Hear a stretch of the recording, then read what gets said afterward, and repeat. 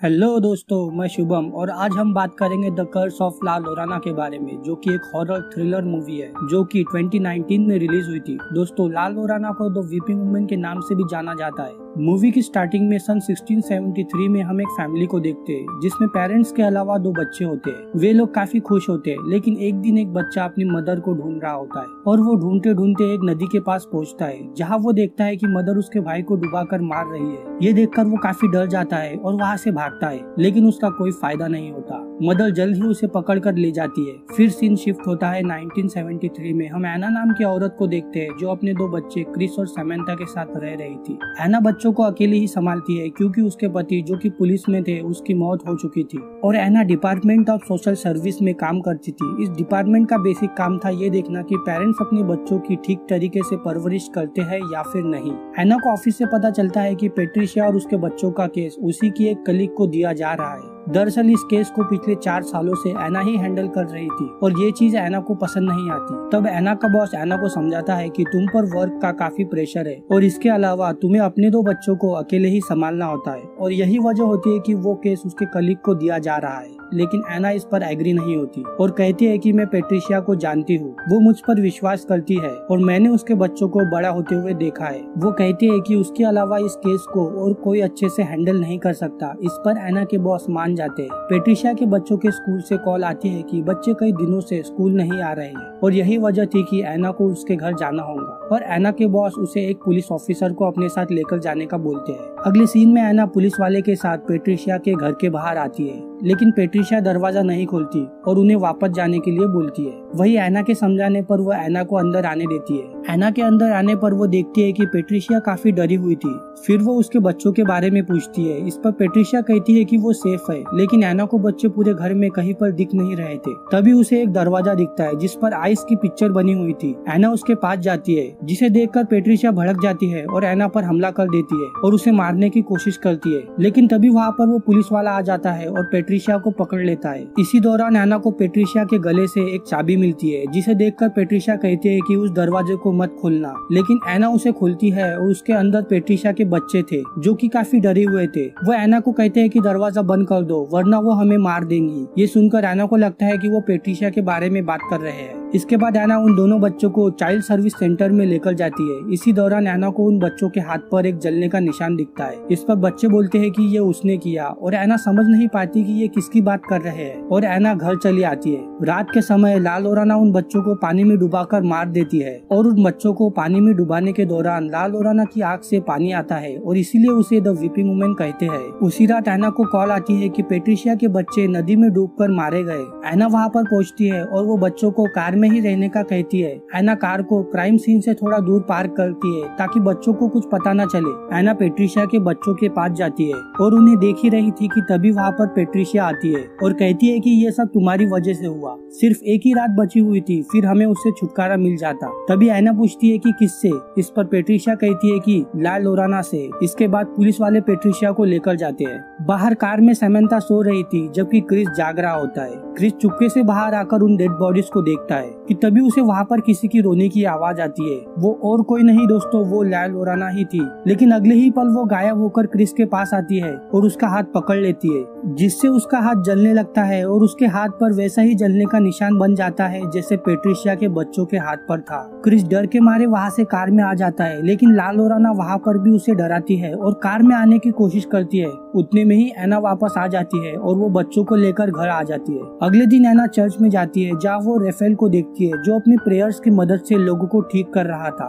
वही एना फादर से ला लोराना के बारे में पूछती है और फादर उसे ला लोराना के बारे में सब कुछ बता देते हैं। तो इधर सैमंथा घर में खेल रही होती है, तभी उसे ला लोराना दिखती है और ला लोराना उसका हाथ पकड़ती है और अब उसके हाथ पर भी वही जलने का निशान आता है। वही एना के घर आने पर वो सैमंथा से उस निशान के बारे में पूछती है, लेकिन सैमंथा झूठ बोलती है कि वो खेलते वक्त गिर गई थी। वही थोड़ी देर बाद एक डिटेक्टिव घर आता है जो कि पेट्रिशिया के केस को हैंडल कर रहा था। वो एना को कहता है कि गवाहों के अनुसार जिस वक्त पेट्रिशिया के बच्चों की मौत हुई थी उस टाइम पेट्रिशिया चर्च में थी। डिटेक्टिव एना को पेट्रिशिया के केस की फाइल देते होते हैं ताकि एना उसके बारे में और जान सके। दूसरी तरफ हम रेफेल को देखते हैं जो कि पेट्रिशिया के घर में होते हैं और वो ला लोराना के आंसुओं को कलेक्ट करते हैं। रात में एना पेट्रिशिया की फाइल को देख रही होती है कि तभी उसे घर में किसी की प्रेजेंस फील होती है। चेक करने पर उसे क्रिस दिखता है जो कि नींद में चल रहा होता है। तभी अचानक से घर का दरवाजा खुल जाता है और ऐसा फील होता है मानो कोई शैतानी ताकत घर में आ गई हो। एना क्रिस को उसके बेड पर सुला देती है और वो सेमेंथा को देखने जाती है। तभी उसे सेमेंथा के रूम में ला लोराना दिखती है और रूम का दरवाजा तुरंत बंद हो जाता है। वही अपने रूम में आने पर उसे केस के पेपर्स बिखरे पड़े मिलते हैं और सामने ला लोराना खड़ी थी।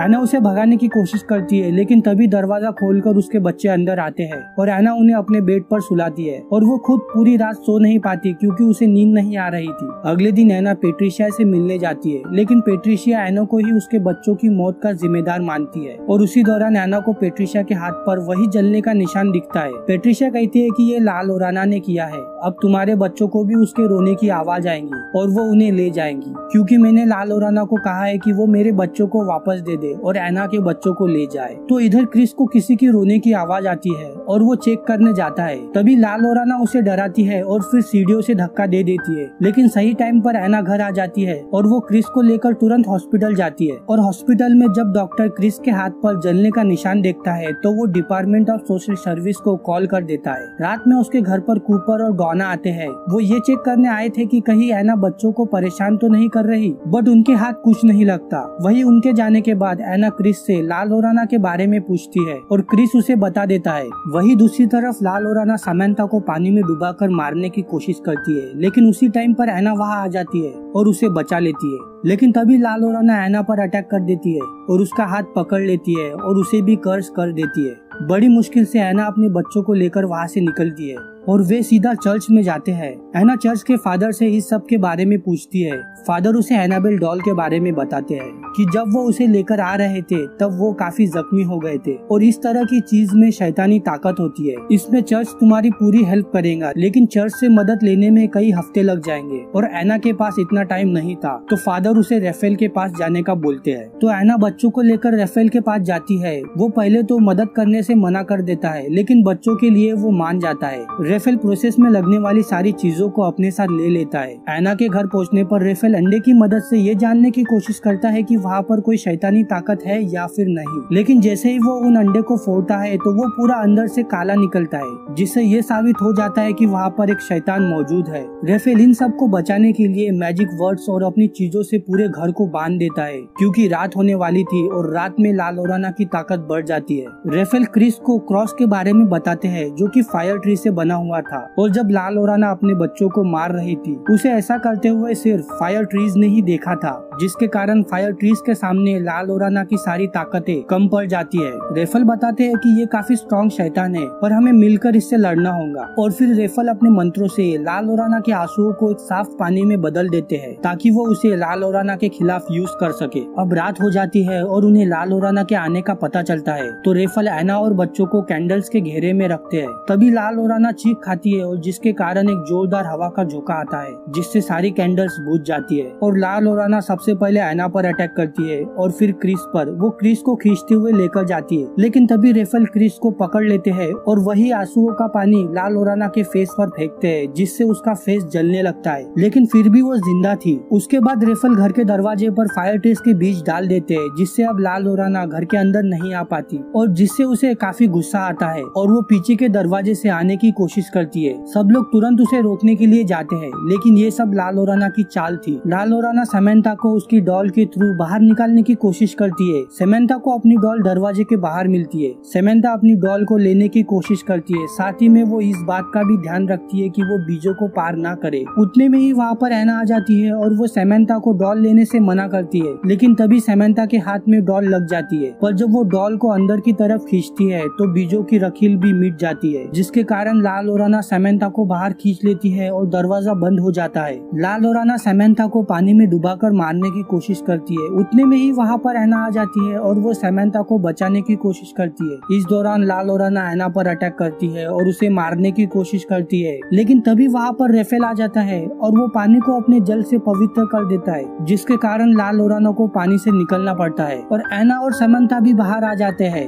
हम देखते हैं कि एना के हाथ में ला लोराना का लॉकेट आ गया था और अब वे लोग घर में आ जाते हैं। वही घर में आने पर भी सैमंथा बाहर जाने की कोशिश करती है, जिस पर रेफेल कहते हैं कि सैमंथा पूरी तरह से ला लोराना के वश में आ गई है। ला लोराना जब भी उसे बुलाएंगी सैमंथा उसी की तरफ जाएंगी। हमें किसी भी तरह बच्चों की ला लोराना से रक्षा करनी होगी। आगे एना बच्चों को उसी तरह से कबर्ड में बंद कर देती है जिस तरीके से पेट्रिशिया ने किया था, और बाहर ला लोराना बच्चों का इंतजार कर रही थी। और फिर एना रेफेल को ला लोराना का वही लॉकेट देती है जो उसके हाथ में आ गया था, जिस पर रेफेल एना को कहता है कि हमें ये लॉकेट को संभाल कर रखना होगा, इसे हम उसके खिलाफ यूज कर सकते हैं। वही कुछ देर बाद एक औरत बीजों को पार करके बच्चों के पास आती है। दरअसल ये औरत और कोई नहीं पेट्रिशिया थी, और उसे लगता है कि अगर वो क्रिस और सैमंथा को ला लोराना को दे देंगी तो वो उसके बच्चों को वापस कर देंगी। रेफेल पेट्रिशिया को रोकने की कोशिश करता है, लेकिन पेट्रिशिया उसे गोली मार देती है और वो बीजों की लाइन को तोड़ देती है, जिससे अब ला लोराना को अंदर आने का मौका मिल जाता है। और वो अंदर आके सबसे पहले एना पर अटैक करती है और उसे बेसमेंट में बंद कर देती है, और फिर घर के सारे दरवाजे बंद कर देती है ताकि बच्चे घर से बाहर ना जा सके। क्रिस ला लोराना का लॉकेट उठाकर सैमंथा के साथ स्टोर रूम में छुप जाता है, और ला लोराना भी उनका पीछा करते हुए वहाँ आ जाती है। तभी क्रिस ला लोराना को उसका लॉकेट दिखाता है, जिसे देखकर वो एक नॉर्मल लड़की बन जाती है।